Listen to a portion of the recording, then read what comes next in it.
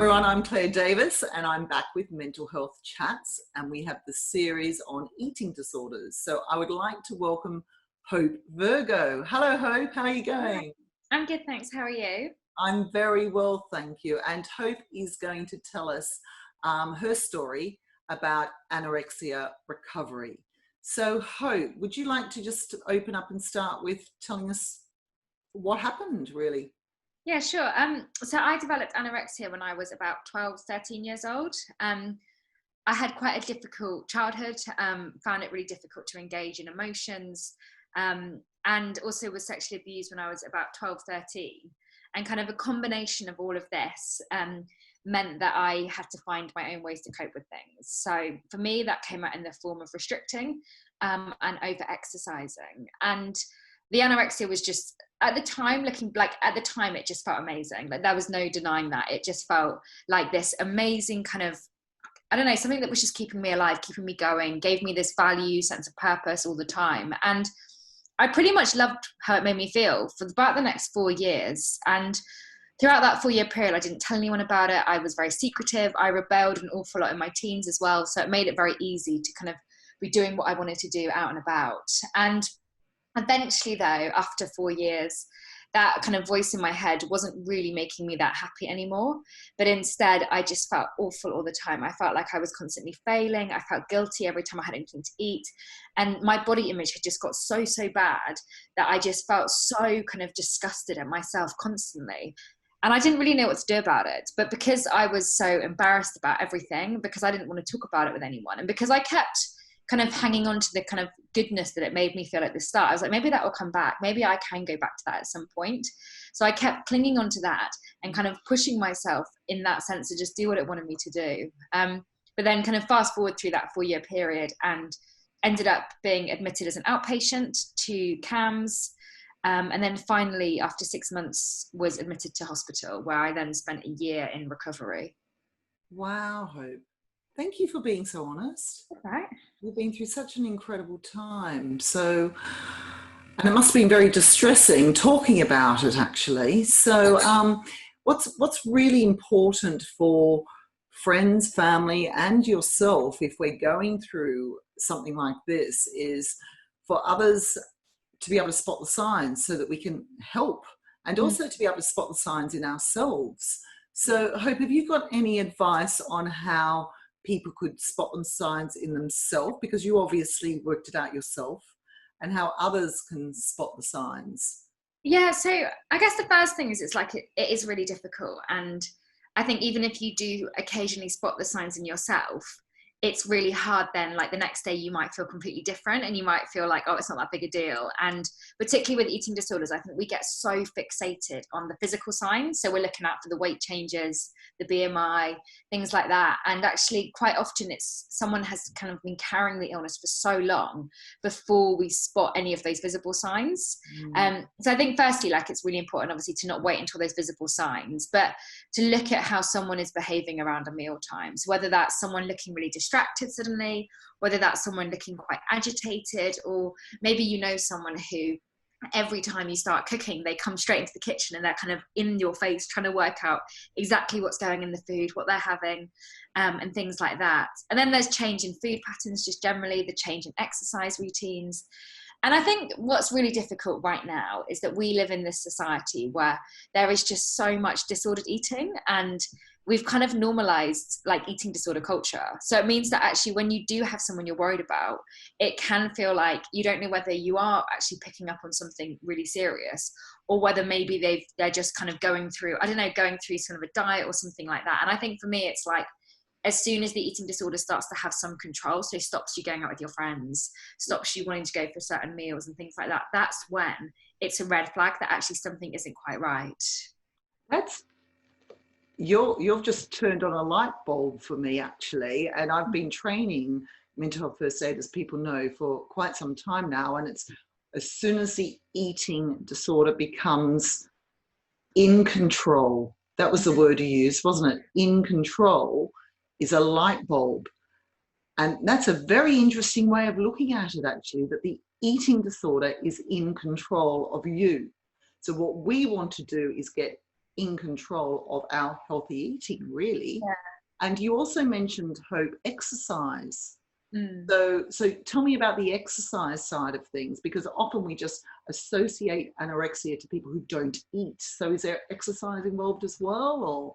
Yeah, so for some people, there is, like an obsession with exercise. So exercising for completely the wrong reasons, whether it's to lose weight, whether it's to burn calories, to earn what you're eating. And again, all of that mindset is one that is so infiltrated in society, isn't it? That it again makes it harder to spot. But for me, my illness was so wrapped up in the over-exercise. So when I was at school, kind of junior school, I was very good at long distance running. I was in all the sports teams, kind of really, really loved it. But then the more unwell I got, I just started to get obsessed with exercising. I'd be kind of working out in my bedroom, kind of into the early hours of the morning, like sneaking off to the gym, all of that sort of stuff. And I now still have to be quite vigilant about actually how much I'm exercising and whether I'm doing it for the right reasons. And I'm in a space where I've kind of changed that. So it is about my headspace and about everything like that. But actually for a lot of people, it takes a very long time to take that step to do that. So I think a big sign to look out for is that change in exercise, whether it's someone who starts kind of obsessively working out and not allowing themselves a rest day and not allowing themselves to just sit on the sofa all day and watch Netflix and things like that. Because again, that's just creating this like unhealthy relationship with food and exercise. That's very, very interesting, very important. We do need our rest days. Our bodies need our rest days. And we're living in a society where we're expected to be on this treadmill. And that's what I'm all about with positive mental health. Let's have our me time, have our top-ups, have our fun times as well. So you've obviously been on a very, very long road to recovery. So can you give everybody who's listening or watching some tips on how did you manage to get to this stage of recovery? Really good question. So I normally say like I'm in an ongoing state of recovery. So I think I still have bad days every now and again, and I do still struggle from time to time. But now on those days, I know what I need to do to stay well, and I know what my triggers are. I know what those coping mechanisms are. And I find it much easier now to not be kind of drawn back into those unhealthy coping mechanisms that maybe I picked up in the past. But I think for me, like going into treatment was what I needed. And I think some people, if you get in there early enough, and I am a firm believer in early intervention and preventing someone's mental health kind of escalating to a space where they're not able to manage out in the community. But for me, I needed to go into that treatment because it had been left so long and all those patterns of behavior were so ingrained. And in my time in treatment, I had a lot of really, really good therapy. I did a number of really, really good exercises to try and help me to kind of accept that I had an issue, but then get to a space where I was able to kind of push myself into a better headspace in recovery. But I think apart from that kind of the treatment that I've had, I think the other things that have helped is just working out who is my support network. So having that space to feel really, really heard, because when we don't feel heard, that's when we want to go back to those unhealthy coping mechanisms to show people that we're not okay. And I guess in a way, it's kind of like if I don't feel heard about a plan, then the easy way to show people that I'm struggling is to restrict again or to over-exercise. But where I'm at now is I would never do that. I'd have to try and be really, really vocal in explaining, actually, this is the issue. This is what I need to see happening. This is how I can kind of work my way forward with that person. And then I think as well, a big thing for me is challenging myself from recovery. So quite often with eating disorders, and I think with other mental health issues probably too, is you get to these kind of various plateaus in your recovery where you're like functioning at a really high level. So you're kind of out and about, you've got a job, maybe you're at school, maybe unis, whatever.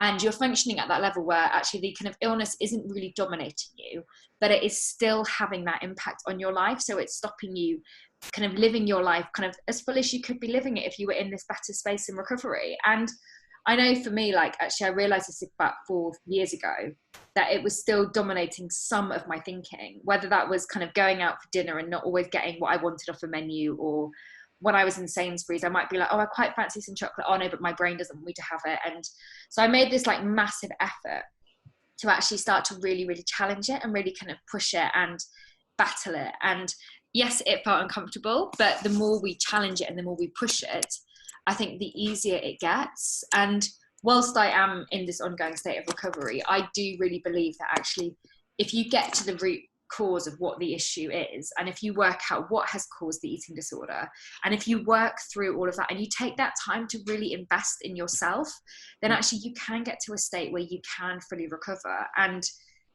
like in the UK particularly, it's really difficult because I think quite often with treatment we just refeed people and discharge them, and we haven't dealt with those underlying issues. But actually, as an individual, taking that responsibility and ownership to then really tackle that underlying stuff, I think is just crucial in recovery as well. Excellent. That's absolutely brilliant advice. And I think also what people need to understand is everybody's triggers are different and everybody's recovery is different. So I love your point. You've turned on so many light bulbs for me. Getting to that root cause. We can understand that root cause, and that's with any mental health condition, any mental health concern. We can do something about it. And the road to recovery, the statistics are something like it's at least 2 years for recovering for eating disorders, but for some people it's a lot longer. So it's being patient with people and fully understanding. And I love the fact, Hope, that now you're working to help other people. And I work and talk in a lot of schools as well, but you're giving talks to teenagers in schools, which is absolutely brilliant. So I'm going to be putting your website link up to, if there's anybody out there, any people in charge of mental health in schools, do contact Hope. Look at her. She's amazing and very inspirational, and I think a great role model for teenagers to help others. And would you like to tell everybody about your book as well? Sure. So I've got a book called Stand Tall Little Girl, which is all about kind of my recovery journey. So starting from, like really, really early age to then getting to this place now. And it talks a lot about kind of my hospital admission, about what helped me to take those steps forward in recovery, but also it's written in such a way that, like, I think it is really relatable to people. And I think the thing that I wanted to do with the book was just make sure that people didn't have like this kind of glamorous idea around eating disorders, that people increase their own understanding. And I think, like you touched on it a moment ago with the whole kind of thing with recovery, is we all have, we all take a different amount of time. We all have these different steps. And I think for me, like, actually it's been a really long journey, and I've relapsed and I've got back on top of it. And and I think that's okay, actually. So the way that I write my book is actually kind of sharing that whole kind of honest journey of recovery, like showing people that yes, you can recover, but it is really hard work, but it's that work that is difficult to do, but it's totally worth it. Excellent. Thank you so much. It's Stand Tall Little Girl, and we'll put the link for the book in as well. So thank you so much. We're continuing with the series on eating disorders, and my next guest is a lady called 𝗵𝗵𝗲𝗀𝗀𝗀𝗀, who is going to be talking about managing compulsive eating disorders. She coaches and works with people to manage compulsive eating disorders. So thank you very much, Hope. You've been so inspiring. I've loved speaking with you and working with you. So take care and look after yourself. Take care. Thank you so much. Thank you. Bye-bye.